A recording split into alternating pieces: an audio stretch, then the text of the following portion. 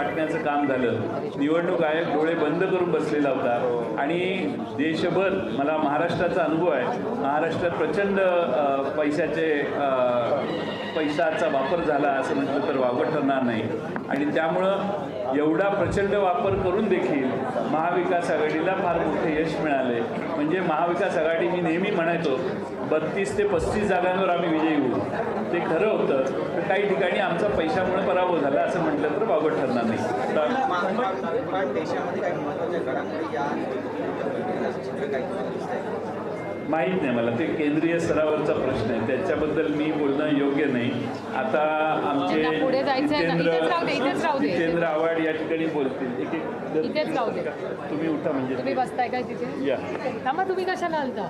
नाही नाही, इथे बसतील मी तुम्ही आज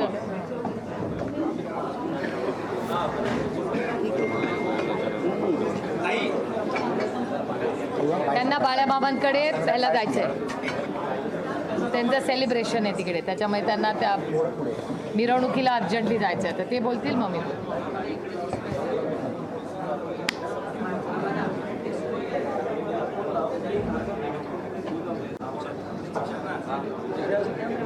साहेब काय सांगाल? मोठा विजय हा राष्ट्रवादीला मिळालेला आहे. अनेक ठिकाणी झाल्या, यंत्रणा वापरून झाले, आरोप प्रत्यारोप झाले, कसं प्रत्यारोप नाही झाले, आरोपच झाले. रामकृष्ण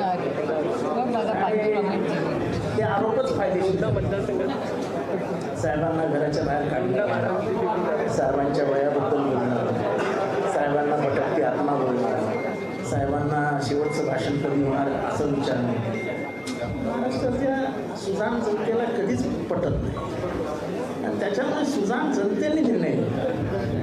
ज्या प्रकारची गद्दारी झाली, जी जयंत पाटील साहेबांनी सांगितलं की महाराजांशी गद्दारी केलेल्या खंडोजी खोपडेला आणि सूर्याजी पिसाळला महाराष्ट्राने कधी जोडलं. त्यामुळे जो अंडरकरंट म्हणता, तो अंडरकरंट कसला होता? तर तो अंडरकरंट गद्दारीच्या विरोधातला होता.